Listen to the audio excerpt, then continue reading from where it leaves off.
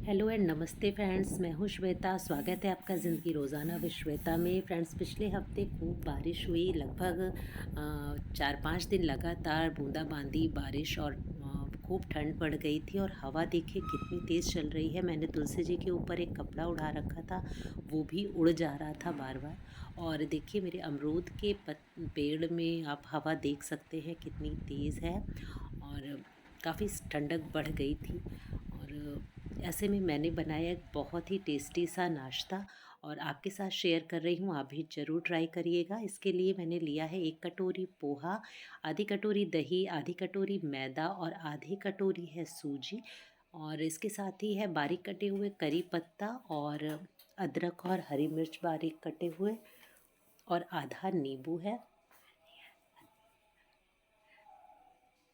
तो हमें इस पोहे को मिक्सर में बारीक करके पीस लेना है, और सूजी को भी पीस लेना है। और दही ताज़ा ही है, 2 से ढाई चम्मच के करीब है। और मैदा है। इस सबको मिलाकर ये बहुत ही टेस्टी सी पकौड़ी बनेगी। तो और इसके साथ ही हमें चाहिए इस पकौड़े के लिए ख़ास जो इंग्रेडिएंट है वो है मटर, आज के मौसम का स्पेशल। तो ताज़ा है, हरा है, बिल्कुल हरे मटर के दाने हैं, मुलायम है। इसे भी मिक्सर में हमें दरदरा करके पीस लेना है। तो देखिए मटर को मैंने दरदरा करके पीस लिया है, और उससे पहले पीस लिया था पोहा और सूजी को भी बारीक कर लिया है। तो इस तरह का कुछ टेक्सचर आएगा मटर का। अब हम इस मिक्सचर को तैयार करेंगे पकौड़ों के लिए। तो देखिए ये पोहा है, इसे मैंने पीस लिया है, और सूजी को भी दरदरा कर लिया है।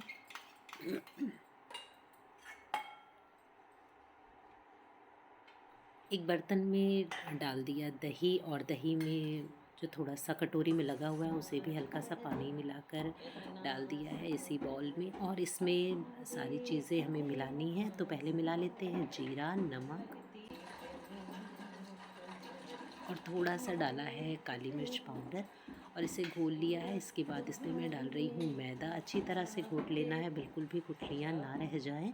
तो पानी अपनी ज़रूरत के अनुसार से थोड़ा थोड़ा करके मिलाते रहें, गुनगुना या सादा जैसा भी हो। गुनगुना मिलाएं तो ज़्यादा ही अच्छा है। तो इस तरह से चलाते हुए इसे घोट लेना है अच्छी तरह से। जब मैदा अच्छी तरह से घुट जाए, उसमें लम्स ना रह जाएं, तब मैं इसमें डाल रही हूँ सूजी। और सूजी डालने के बाद हमें फिर से पानी को और ऐड करना पड़ेगा।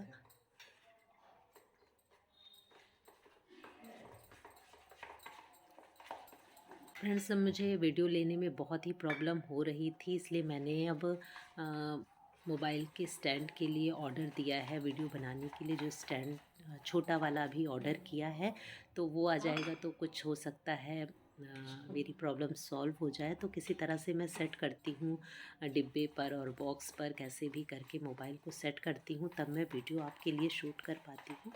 तो देखिए बस इसी चक्कर में थोड़ा सा ये कट हो जा रहा है। मिक्सर का जो कटोरा है आधा ही आपको दिखाई पड़ रहा है। तो बस इसी तरह से मैंने देखिए सारी चीज़ें इसमें मिला ली हैं। नींबू, करी पत्ता, हरी मिर्च, अदरक, और पोहे का पाउडर और सूजी, हर चीज़ मिला ली है। और अच्छा एक पेस्ट ये तैयार करना है। ना ही बहुत गाढ़ा हो, ना ही बहुत पतला हो। तो ठीक ठाक थिकनेस रहनी चाहिए इस मिक्सचर की, जिससे हम हाथ में लेकर इसे पकौड़े की तरह बनाकर डाल सके। तो जस्ट दही बड़े का रहता है थिकनेस, वही घोल का थिकनेस होना चाहिए इसमें। तो अब डाल दिया मैंने मटर को भी। तो करीब 2.5 चम्मच की मटर ये पिसकर तैयार हुई है। अच्छी तरह से सारी चीज़ों को फेंट लेंगे। थोड़ा सा बहुत गाढ़ा ना करते हुए थोड़ा सा हल्का पतला ही रखेंगे, जिससे कि हम हाथ से उठाकर आसानी से पकौड़ों को तेल में डाल सकें। तो इसके बाद लास्ट में हम इसमें डाल रहे हैं बहुत ही थोड़ा सा, 2 पिंच के करीब है सोडा। इसे भी अच्छी तरह से फेंट कर ढक कर हम इसे साइड में रख देंगे करीब 10 से 15 मिनट के लिए। तब तक हम तैयार कर लेते हैं चटनी। तो उसी बॉल में जिसमें मटर पीसी थी, उसी में मैं काट रही हूँ हरी धनिया और हरी लहसुन की पत्तियाँ, हरी मिर्च और जीरा डाल दिया है।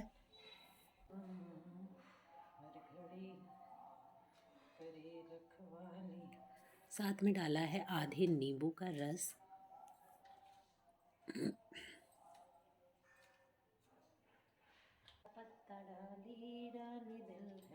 मिर्च आप अपने स्वाद के अनुसार डालें, तीखा या कम तीखा जैसा भी खाना हो। हल्का सा डाला पानी और इसे ग्राइंड कर दिया, बारीक चटनी तैयार है। और इसे थोड़ा सा अब चाट वाला स्वाद देने के लिए मैं इसमें जो जार में जो थोड़ा सा चटनी लगी रहती है उसमें थोड़ा सा पानी डाला है और उसमें मैं मिला रही हूँ काला नमक और चाट मसाला। तो काला नमक है, थोड़ा सा नॉर्मल नमक है और उसके साथ ही है थोड़ा सा चाट मसाला। और उसके बाद अब सारी चटनी को इसमें घोल कर मिला लिया है। तो थोड़ी सी पतली सी चटनी ही रखी है, पकौड़े के साथ थोड़ी सी इस तरह का कंसिस्टेंसी रहती है चटनी की, तो ज़्यादा अच्छा लगता है डुबो कर खाने में। तो बस अब चटनी भी तैयार है और हमारे घोल को लगभग 10 से 15 मिनट हो चुके हैं। तो तेल चढ़ा दिया है मैंने कढ़ाई में और इससे पहले मैं बना रही हूँ हरी वाली मिर्ची जो तलते हैं पकौड़े के साथ, बहुत टेस्टी लगती है। तो थोड़ा थोड़ा सा चीरा लगाकर मिर्च को तेल में फ्राई कर लेंगे।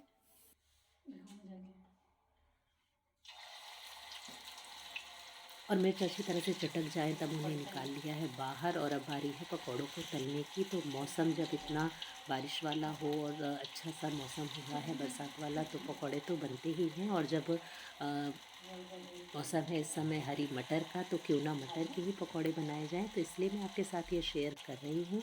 ये मैंने पिछले हफ्ते बनाए थे और पिछले हफ्ते काफ़ी बारिश हुई और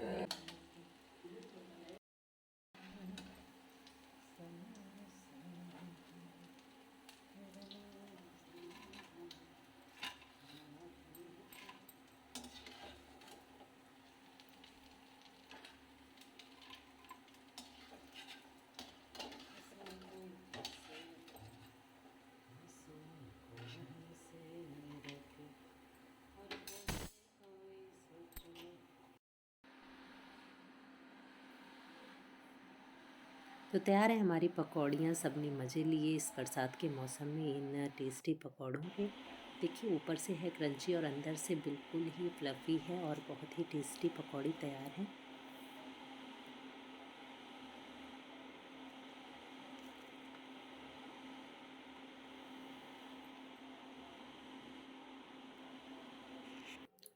तो अब मैं आपके साथ शेयर कर रही हूँ मकर संक्रांति की तैयारी की कुछ चीज़ें। और चूँकि मुझे इस बार अकेले ही ये सब करना था, अम्मा की तबीयत ठीक नहीं है, थोड़ा इंजरी हो गई है और बारिश में फिसलन के कारण वो फिसल गई थी आंगन में।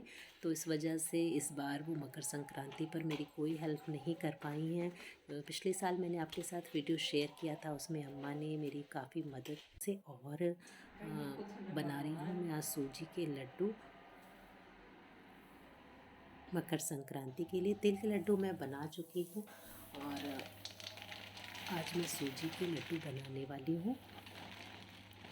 तो कढ़ाई में डाला है देसी घी और फ्राई करने हैं सारे मेवे। तो पहले मखाना और फिर मखाने को अच्छी तरह से क्रंची होने तक फ्राई किया है और उसके बाद गरी को कद्दूकस किया है, उसे अच्छी तरह से घी में फ्राई किया है। और फिर उसके बाद सूजी को फ्राई किया है और सूजी के साथ मैं डालती हूँ थोड़ा सा गेहूं का आटा। तो जैसे कि मैं बना रही हूँ 3 किलो सूजी का लड्डू, तो उसमें मैं 1 किलो गेहूं का आटा डालूँगी और चीनी पड़ेगी 4 किलो। तो ये रेशियो रहता है सूजी के लड्डू का। अगर आप केवल सूजी का बनाना चाहें तो उसमें गेहूं का आटा ना डालें। तो मैं गेहूं का आटा मिला के थोड़ा सा बनाती हूँ, क्योंकि मकर संक्रांति पे ये जो लड्डू होते हैं वो थोड़ा स्पेशल होते हैं। ढूढ़ी टाइप इसे बनाना होता है, इसे ढूढ़ी कहते हैं। तो आटा डालने से थोड़ा उसका टेस्ट अलग हो जाता है। तो मखानों को क्रंची होने तक फ्राई किया है और उसके बाद उसे इस तरह से कुटनी से ही थोड़ा सा तोड़ दिया है। कुछ मखानों को तोड़ा है, कुछ को ग्राइंडर में बारीक पीस लिया है। और सूजी को भी अच्छी तरह से मीडियम आंच पर खुशबू आने तक और गोल्डन होने तक अच्छी तरह से भूना है। और चाशनी को भी चीनी अच्छी तरह से डूब जाए। थोड़ा सा चीनी को डूबने के बाद और थोड़ा एक हिस्सा पानी और डालना होता है, जिससे सूजी जो है पानी को थोड़ा सा एब्जॉर्ब करती है। इस वजह से पानी थोड़ा ज़्यादा ही डालना पड़ता है, वरना लड्डू का जो मिक्सचर है वो सूखा हो जाता है। लेकिन चाशनी बनाने में बस यही ध्यान रखना है थोड़ा गाढ़ी हो जाए, बूंदें लास्ट तक जो गिरने वाली हैं वो थोड़ा सा रुक कर गिरें, बस इतना ही रखना है। और सूजी के साथ ही डाल दिया था किशमिश को भी, वो अपने आप ही सूजी की गर्मी के साथ ही फूल जाती हैं। तो इस तरह से सारा ये चीज़ें तैयार कर ली हैं, सूजी और मेवे और चाशनी, इन सबको ठंडे होने तक मैं रख दे रही हूँ। और चूँकि मैंने आपको बताया कि अम्मा को चोट लगी हुई है, उनका थोड़ा ज़्यादा ध्यान रखना पड़ता है आजकल मुझे।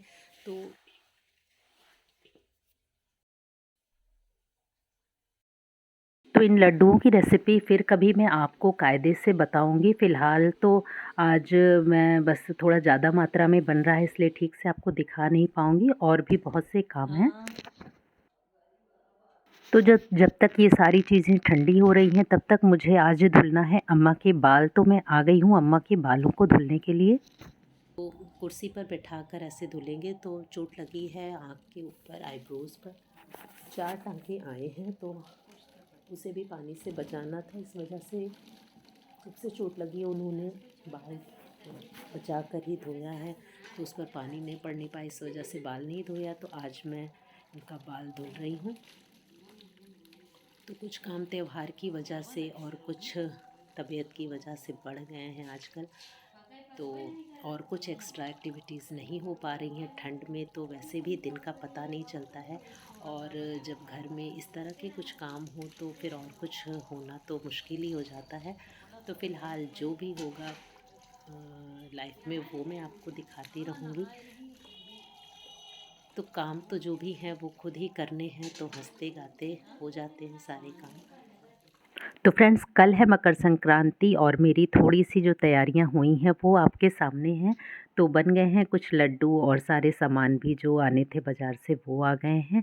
तो आपसे सभी को मकर संक्रांति की बहुत बहुत ढेर सारी शुभकामनाएं, और आपका पूरा साल ऐसा ही मीठा मीठा रहे और आप सब स्वस्थ और खुश रहें। Take care friends, and bye bye.